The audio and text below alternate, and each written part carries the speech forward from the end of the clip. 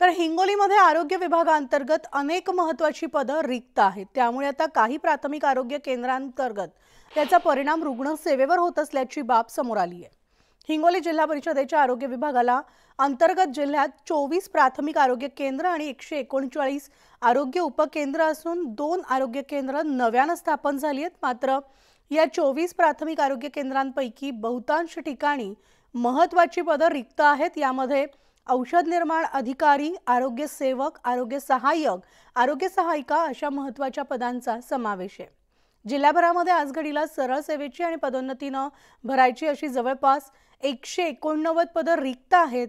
तर शासनाच्या नियमित सेवेची रिक्त पदं असताना राष्ट्रीय आरोग्य अभियानामधील कंत्राटी कर्मचाऱ्यांनी सुद्धा 40 पदं हिंगोली जिल्ह्यातील रिक्त असून त्यामुळे या रिक्त पदांचा ग्रामीण भागातील आरोग्य व्यवस्थेवर, रुग्णसेवेवर परिणाम होताना दिसतोय।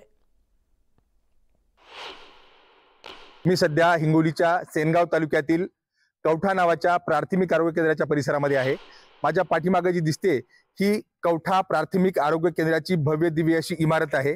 5 ते 6 वर्षापूर्वी जी आहे ती या इमारतीचं बांधकाम करण्यात आलं, परंतु सद्यस्थितीला आपण जर पाहिलं तर केवळ रिक्त पदांमुळे जे आहे ते ही इमारत सध्या कुचकामी ठरल्याचं आपल्याला दिसून येईल।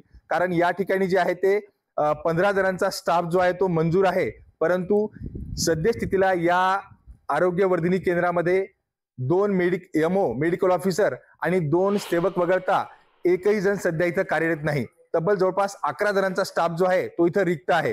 यामध्ये सर्वात महत्त्वाचं असणारं ANM, आरोग्य सेविका, आरोग्य सहाय्यक, आरोग्य सहायिका, औषध निर्माता ही सगळी पदं जी आहेत ती रिक्त आहेत।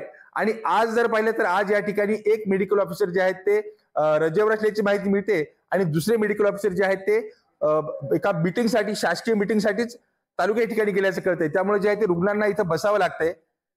या प्राथमिक आरोग्य केंद्राच्या अंतर्गत 6 आरोग्य उपकेंद्र आहेत। जवळपास 30 ते 31 गावांचा जो आहे तो कारभार या आरोग्य केंद्रामार्फत चालला जातो, परंतु रिक्त पदांमुळे मागील वर्षभरात या ठिकाणी एकही संस्थात्मक प्रसूती या आरोग्य केंद्रात झाली नाही। कारण ANMचं महत्त्वाचं पद रिकाम आहे। शासन एकीकडे संस्थात्मक प्रसूतीसाठी मोठ्या प्रमाणात प्रयत्न करते, परंतु या भागातील गरोदर महिलांना जे आहे ते इतर ठिकाणी रेफर करावं लागते।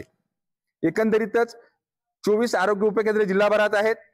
2 नवीन आरोग्य केंद्र स्थापन झाली आहेत, परंतु या ठिकाणी आणखी स्टाफची मंजुरी नाही। आणि कवठा सारख्या ग्रामीण भागातील या आरोग्य केंद्रामध्ये रिक्त पदांचं ग्रहण आहे। ही सर्व पदं कधी भरली जातात आणि ग्रामीण आरोग्य व्यवस्था कधी बळकट होते याकडे जिल्हावासियांचं लक्ष लागलं आहे। मनीष खरात, न्यूज 18 लोकमत, कवठा, सेनगाव, हिंगोली। हिंगोली जिल्ह्यामध्ये 24 प्राथमिक आरोग्य केंद्र आहेत आणि नव्याने 2 प्राथमिक आरोग्य केंद्र नव्याने मंजूर झालेले आहेत। उपकेंद्र हे संख्या 139 आहे। एकूण मंजूर पदं 459 पैकी 270 भरलेली आहेत, 189 ही रिक्त आहेत।